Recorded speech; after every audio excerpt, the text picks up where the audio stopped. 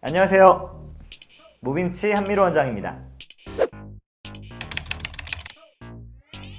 오늘은 저번 영상에 이어서 탈모 치료제 프로페시아 그 두 번째 편입니다. 저번에 말씀드렸듯이 프로페시아 약물에 관한 오해가 너무 많아서 여러 영상으로 나눠서 찍어보겠다고 했었습니다. 오늘 그 두 번째 영상에서는 기형아 출산과 관련된 오해를 풀어드리고자 합니다. 환자분들께서 프로페시아 관련해서 성기능 장애 다음으로 많이 하시는 질문이 이 약 복용할 시에 기형아가 생길 수 있나요? 였습니다. Hello. 자, 우선 사실관계부터 먼저 말씀을 드리면 프로페시아라는 약은 태아한테 큰 문제가 되는 건 사실입니다. 프로페시아는 임신 관련 카테고리 X 등급으로서 태아 발달에 커다란 영향을 미치므로 절대 태아에게 노출되어서는 안 됩니다. 그런데 여기서 중요한 점은 이 약이 태아에게 노출되면 안 된다는 거죠. 그렇다면 태아에게 노출돼서 괜찮을 만한 약이 몇 가지나 있을까요? 다들 임신 중에는 감기약도 조심하시잖아요. 태아에게 노출된다는 이야기는 산모에게 노출된다는 얘기고요. 그 말인즉슨 임신 중에 산모가 이 약을 복용하지만 않으면 되는 겁니다. 그럼 왜 유독 프로페시아만 이렇게 과도한 괴담이 생성되었느냐? 그것은 전립선 치료제인 프로스카라는 약이 큰 일조를 했다고 저는 생각합니다. 자, 잠깐 딴 얘기 해보겠습니다. 프로페시아라는 약은 남성형 탈모 치료제로서 용량은 1mg입니다. 그런데 사실 이 약이 원래는 전립선 치료제로 개발됐던 것이기 때문에 같은 성분의 약인 프로스카가 전립선 치료제로도 사용이 되고 있었죠. 프로스카라는 약은 용량이 5mg입니다. 그런데 신기하게도 이 두 약의 약값이 거의 똑같이 책정이 되어 있어요. 그러다 보니까 우리나라 사람들 머리 좋잖아요. 그 전립선 치료제인 프로스카를 사다가 4등분 혹은 5등분을 해서 먹기 시작한 거죠.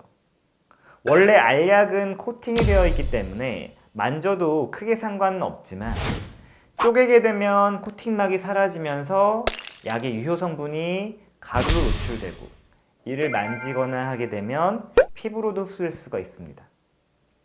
그러므로 임산부가 이 약을 쪼개진 상태에서 만지게 되면 몸으로, 체내로 흡수가 될 수가 있는 거죠. 그러다 보니까 이 약은 만지면 안 되고 만지기만 해도 기형아가 생길 수 있다는 점들이 알려지면서 점점점 그 공포감을 크게 키우게 된 겁니다. 그런데 반대로 말하면 결국 임신한 아내분이 있으신 경우에 남편분께서 정량의 프로페시아를 드시거나 아니면 다른 곳에 직장 같은 곳에 두시고 드신다면 아무 문제가 없다는 거죠. 그럼 혹시 남성분이 먹었을 때 이 약이 체액이나 정액 등을 통해서 여성에게 전달될 확률은 없나요? 라고 물으신다면 아예 확률이 없는 건 아니지만 동물 실험 등에서 전혀 문제가 없는 수치보다도 몇백 배나 작은 양이라고 보시면 됩니다. 거의 의미 없는 미량인 거죠. 아이고 의미 없다. 그리고 프로페시아가 출시된 후 20년이 흐르는 동안 그동안 크게 문제라고 밝혀진 사례는 없습니다. 그럼 더 나아가서 선생님 프로페시아가 혹시 정자를 이상하게 만들진 않을까요? 라고도 물으시는 분들이 있는데 정액량이 좀 준다거나 정자수가 조금 감소되는 이런 현상은 있지만 정자 자체가 문제가 생기지는 않습니다. 그리고 전편에서 말씀드렸다시피 전립선 크기가 줄어드는 것은 정상적인 현상이기 때문에 약간의 정액량 감소는 당연한 현상이라고 말씀드리기도 했어요. 자, 지금까지 프로페시아와 기형아에 관련된 많은 오해들을 하나하나 설명드리면서 풀어드렸는데요.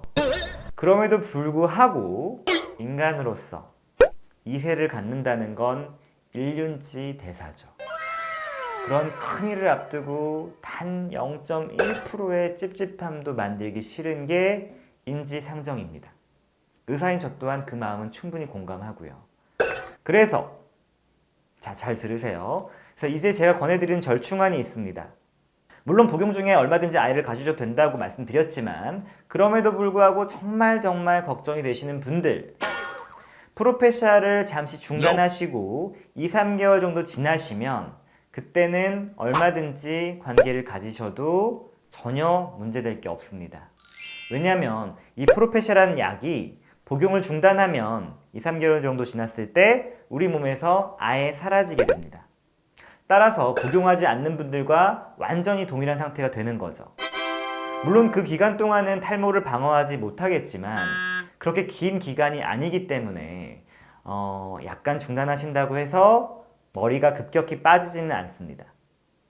따라서 중단 후에 일정 시간이 지난 후 관계를 시도하시고 수정이 되시면 그 직후부터 바로 다시 복용을 시작하시면 됩니다.